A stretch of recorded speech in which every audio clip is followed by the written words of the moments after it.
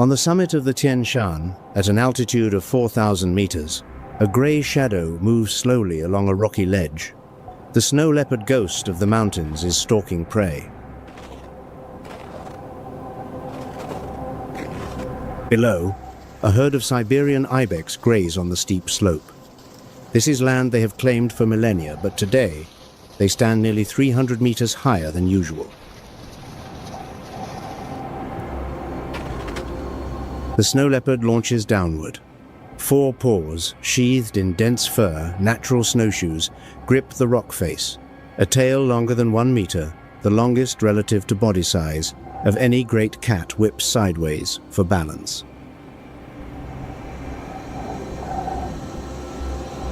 The ibex is no longer where it stood. It has leapt higher, onto bare rock where the permafrost has already fractured underfoot.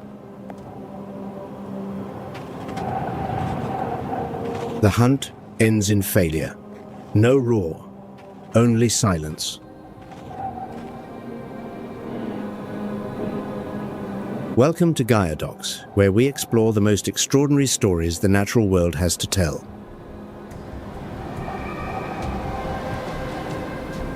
Snow on the Tian Shan peaks now melts 3 weeks earlier than it did a decade ago. The snow line is shifting upward, and everything below is changing with it.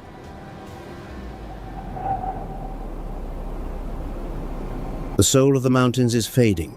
From the snow-capped summits to the valley floor, a chain reaction has begun, and nothing can stop it. 50 million years ago, the Indian tectonic plate collided with Eurasia with unstoppable force. Rock buckled, fractured, and surged skyward. The Tian Shan, Pamir, Alay, Hindu Kush, the tallest ranges on the continent, were born from that collision.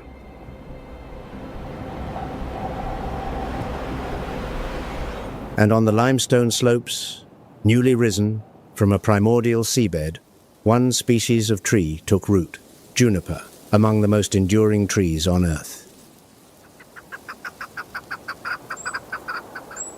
Juniper forests stretch from Kazakhstan through Kyrgyzstan, Uzbekistan, and Tajikistan all the way to Afghanistan.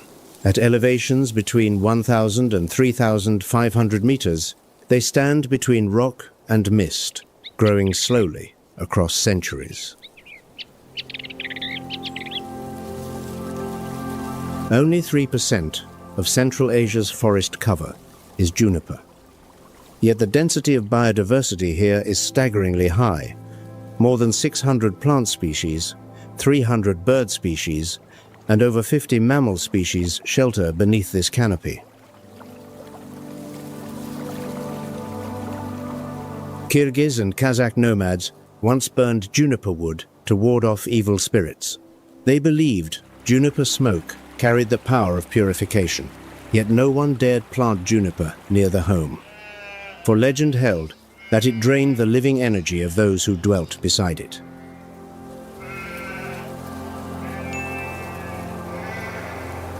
Today, juniper wood grows ever scarcer, not because people burn more, but because the forests are dying from within.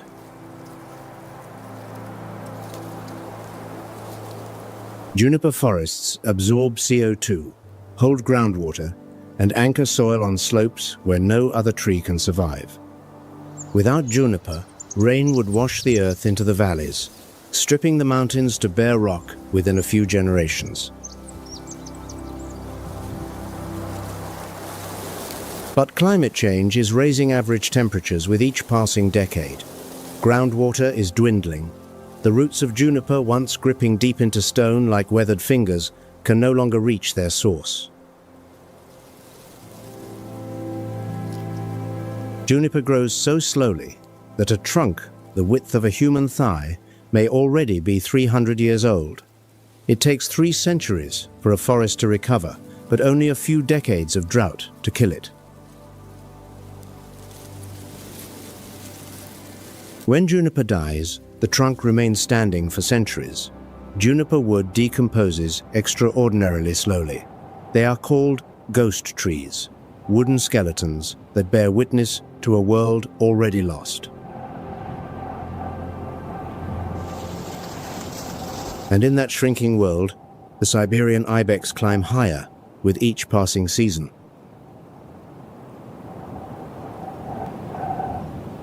Ibex mountain goats, weighing up to 100 kilograms, bearing curved horns as long as 148 centimeters, can leap across vertical cliff faces without missing a single step.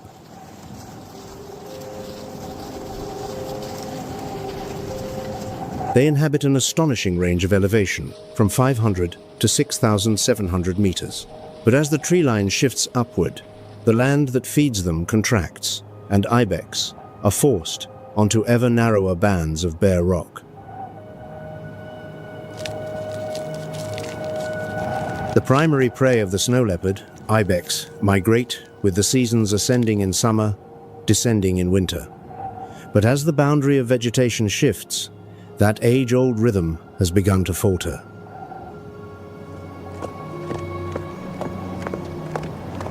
A gestation of 170 days, a single offspring born each year, ibex cannot reproduce fast enough to replace what is being lost.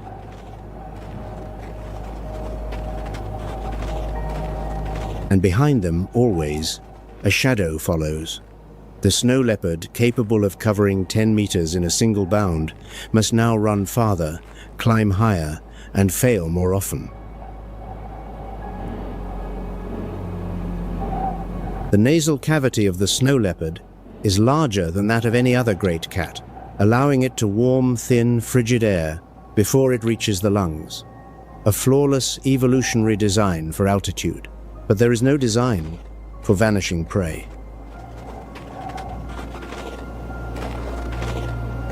The failed hunt at the beginning of this story is not an exception. It is the future. On a rocky outcrop jutting above the valley, a golden eagle stands motionless. A wingspan of 2 meters 30, eyesight 8 times sharper than a human's from here. It sees everything unfolding below. 3,000 years ago, the Kazakh people began taming golden eagles. Berkuchi, the eagle hunters, rode across the steppe with a bird perched on one arm, a tradition recognized by UNESCO as intangible cultural heritage.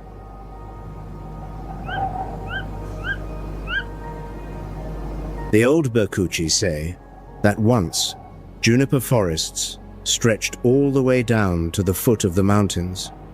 Eagles did not need to fly far to find prey. Now, the forests have retreated, and the eagles must fly farther with every passing year. A golden eagle dives at 240 kilometers per hour.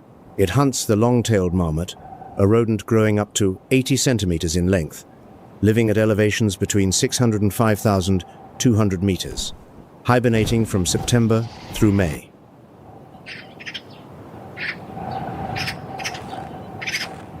As marmots decline, eagles turn to young ibex, the same dwindling food source upon which every predator on this mountain range depends, from the snow leopard on the summit to the gray wolf at the base.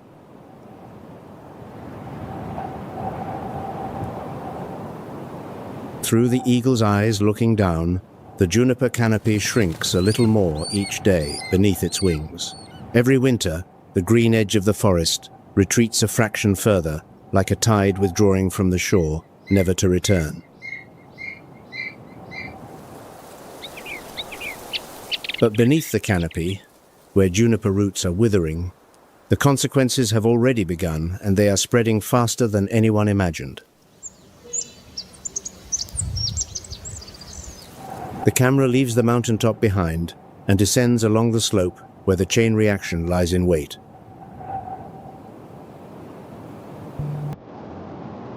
On the lower reaches of the Tian Shan, where juniper forest gives way to alpine meadow, grey wolves live in packs of 5 to 11. They are cooperative hunters, coordinating like a military unit, and for thousands of years, the juniper forest has been their home. But the forest is contracting. Prey, ibex, deer is declining. A wolf pack needs territory large enough to sustain the entire group. When food grows scarce, territory must expand.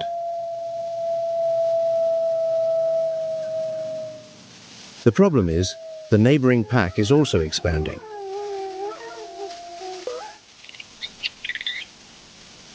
In Ala Archa National Park, 40 kilometers south of the capital Bishkek, where more than 20 glaciers converge, the howl of wolves echoes through the gorges on moonlit nights.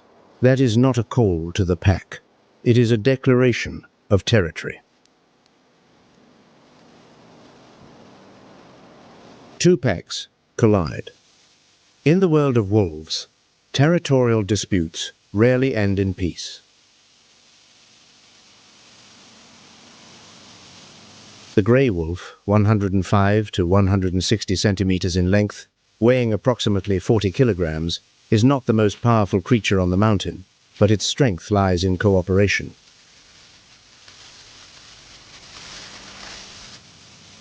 A wolf pack encircles prey from multiple directions, taking turns in pursuit until the quarry is exhausted. A top speed of 64 kilometers per hour in short bursts, not as fast as ibex on a steep incline, but far more persistent.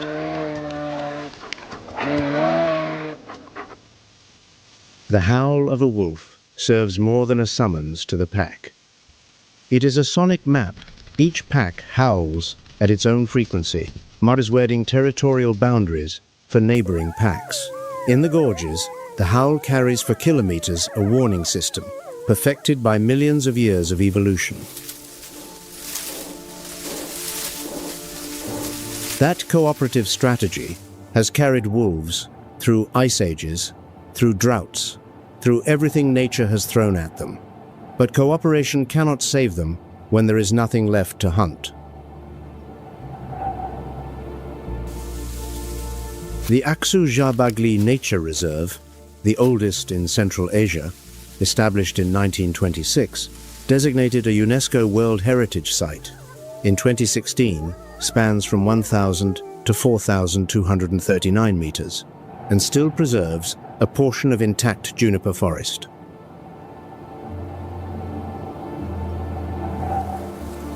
The Aksu Gorge plunges 500 meters into the earth like an unhealed wound. Within the gorge, wolves still find enough prey to survive the winter.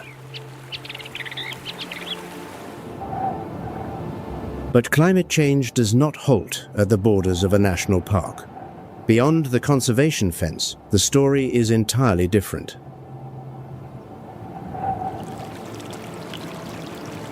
When wild prey runs out, wolves turn to livestock.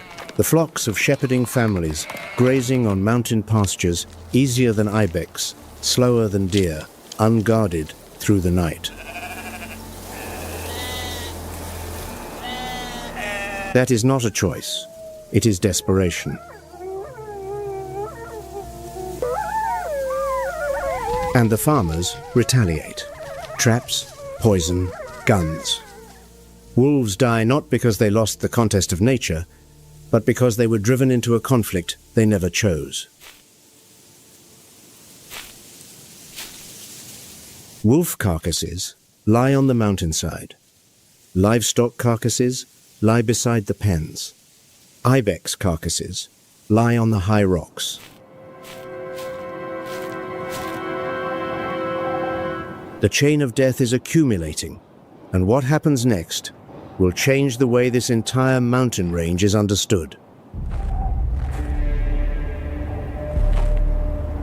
Follow the trail of a single carcass.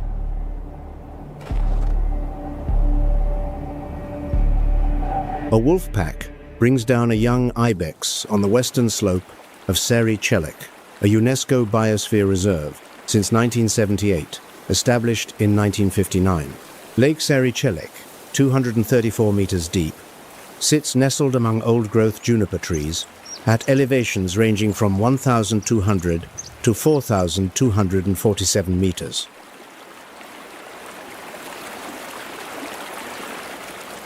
This is one of the last places where brown bears and grey wolves still share territory. But for how much longer?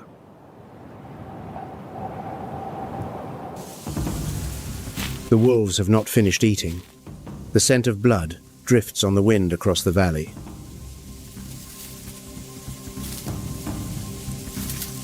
The brown bear arrives. Weighing up to 300 kilograms in the Central Asian population, considerably smaller than its Alaskan relatives, yet still the largest creature on the mountain. It does not need to hunt, only to arrive after the killing and take what remains. Biologists call this force displacement seizure by brute strength alone. The wolves retreat, snarling but unwilling to advance. No pack risks a confrontation with 300 kilograms of muscle. The bear consumes the remaining meat swiftly, indifferently, as though this were nothing more than a snack along the way. Then it departs.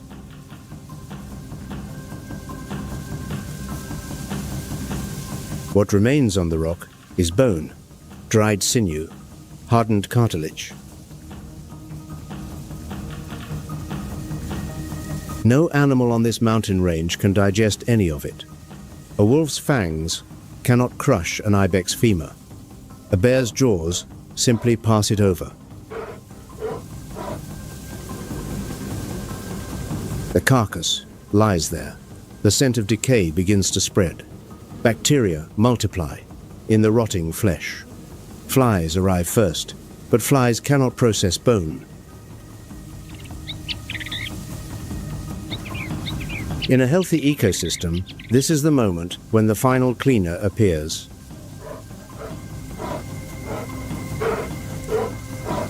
But who will come?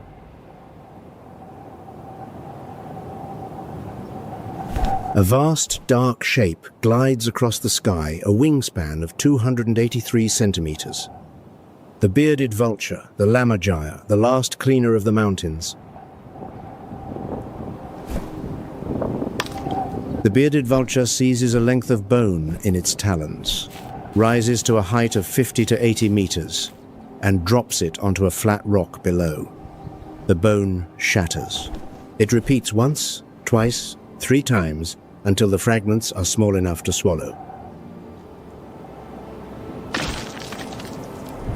This is the only bird on the planet that feeds primarily on bone. 85 to 90% of its diet consists of bone and marrow. Its stomach secretes acid with a pH of approximately 1, powerful enough to dissolve hard bone in less than 24 hours. But the most remarkable trait lies not in its stomach. The bearded vulture is the only bird known to practice cosmetic enhancement, deliberately bathing in iron-rich mud to stain its chest plumage from white to a vivid orange-red. No other bird on Earth does this. The bearded vulture incubates its eggs for 53 to 60 days, nearly double that of an eagle. Each pair raises only a single chick per year. They breed slowly, but die quickly.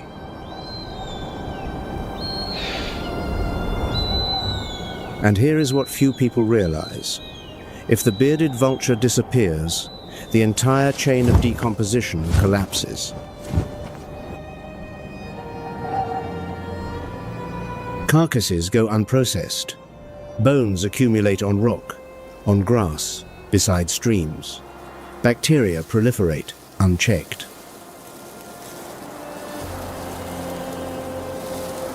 Disease spreads from the dead to the living, then to water sources, then to the livestock of nomadic families at the foot of the mountains, then to the people themselves.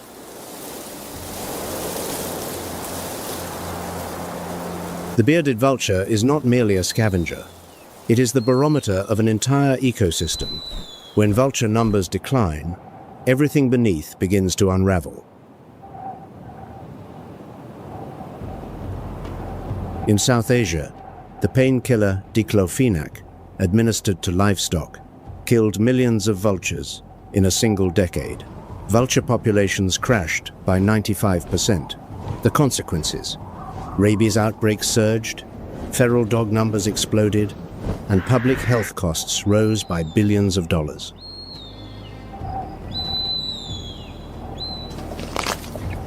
Central Asia has not reached that point, but the question is not if, it is when.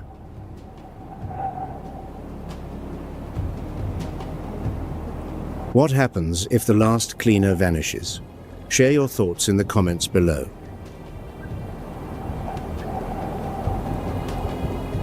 The chain reaction from the summit of the Tian Shan has now cascaded through the Pamir Alay, through forests, through wolves, through carcasses, through vultures, but the dominoes have not stopped falling.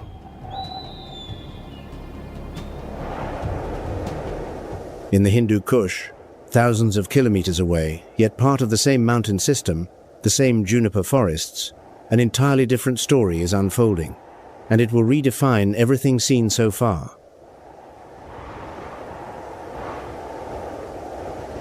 The Hindu Kush, a range stretching more than 800 kilometers, its highest peak, Tirich Mir, soaring to 7,708 meters. The same juniper forests, the same ecosystem. But here, there is something that the Tian Shan does not possess.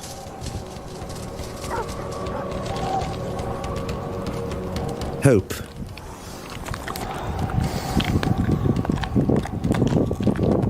The Wakhan Corridor, a narrow passage between Tajikistan and Afghanistan. The Silk Road once passed through here, carrying silk and spices. On the cliff faces flanking either side, Buddhist mandalas are carved into the rock, predating the arrival of Islam in this land by centuries. "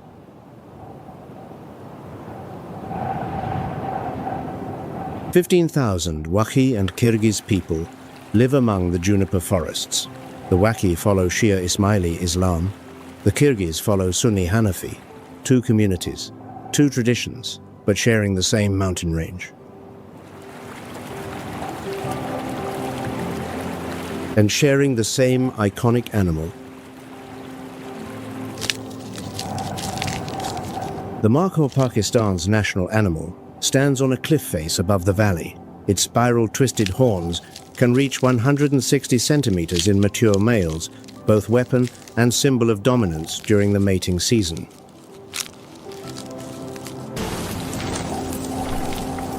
Two males clash.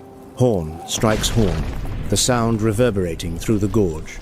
This is not a fight to the death, it is a rite of selection, a ceremony that nature has refined across millions of years of evolution.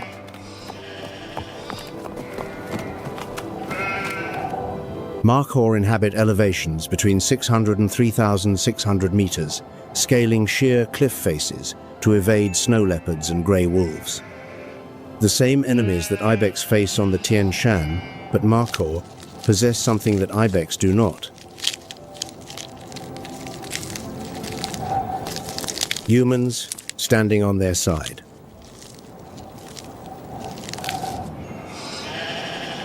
In 2014, Wakhan National Park was established with support from the Wildlife Conservation Society. Local communities became the guardians. Poaching declined. Juniper forests came under management.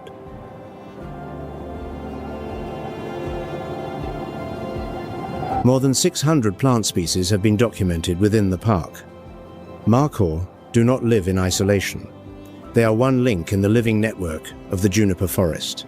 To protect Markhor is to protect the entire woodland.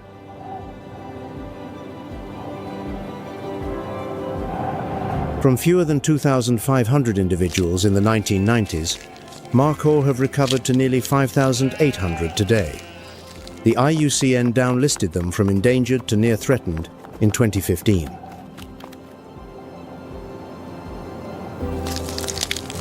A rare success story in a world overflowing with stories of failure. Proof that the chain reaction can be halted if someone acts soon enough.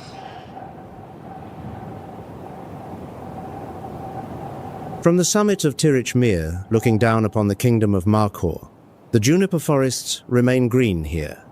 Not yet ghost trees, not yet skeletal, Not yet. But just next door, on the same mountain range, within the same juniper forests, the Eurasian lynx is vanishing.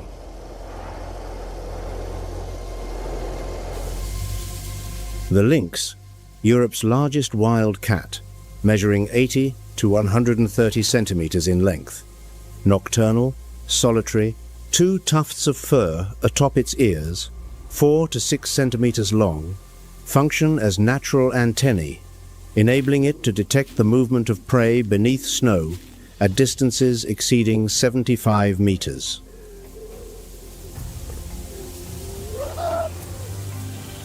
A gestation of 67 to 74 days, 1 to 4 cubs per litter. But the survival rate through the first winter grows lower each year because the forest is shrinking, because prey is declining, because humans are encroaching.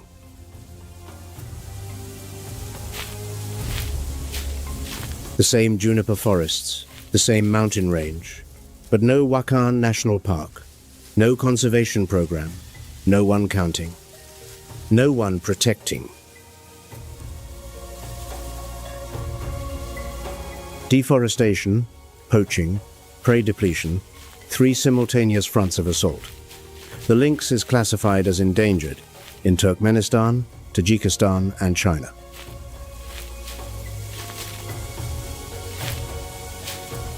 At night, the lynx moves like a dark shadow through the juniper forest. It hunts mountain hares, young deer, occasionally foxes. A single pounce from the darkness, no chase, no pack, no second chance.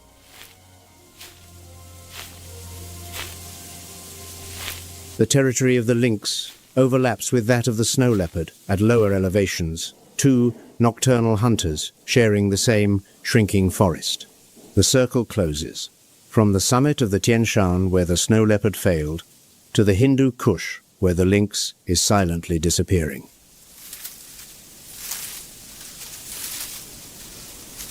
Mark or hope made real. Living proof that conservation works.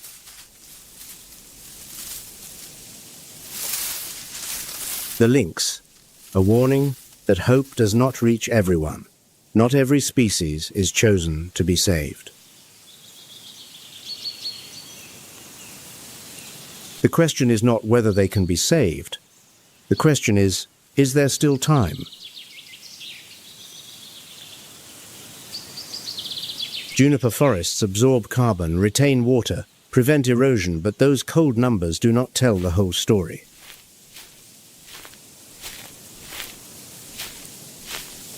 This is where snow leopards are born, where golden eagles learn to fly, where grey wolves howl for the first time, where bearded vultures pick up their first bone.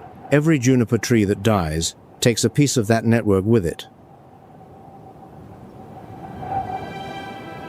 Camera traps, a technology not widely deployed in Central Asia until after 2008, are gradually revealing the true scale of the crisis. Before camera traps, the estimated global snow leopard population stood at just 3,500, now 4,000 to 6,500. A higher number does not mean greater safety. It only means that before, the true scale of loss remained hidden. UNESCO is expanding its protections. New conservation areas are being proposed along the Pamir Alay and Hindu Kush, but the climate does not wait for resolutions.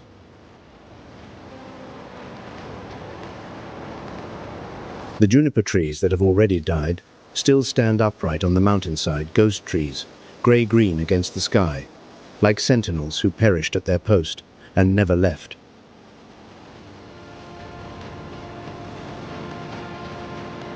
On a mist-shrouded summit, a grey shadow appears.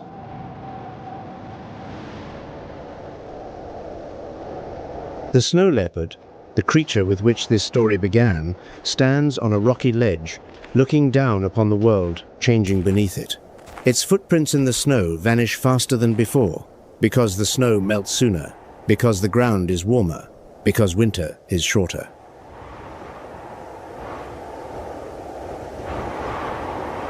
The global snow leopard population, 4,000 to 6,500 individuals. In Kyrgyzstan alone, more than 550, according to the 2024 survey. Classified as vulnerable, not yet endangered.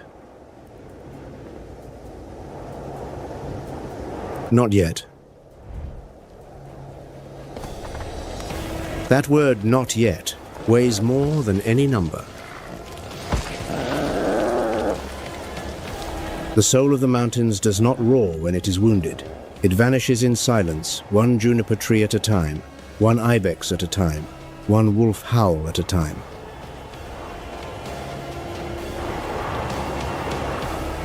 Thank you for joining Gaia-Docs. The natural world still holds countless stories waiting to be told if we are still in time to listen. We will see you on the next journey. And in that silence, those who listen closely enough will hear the mountains whispering their final words.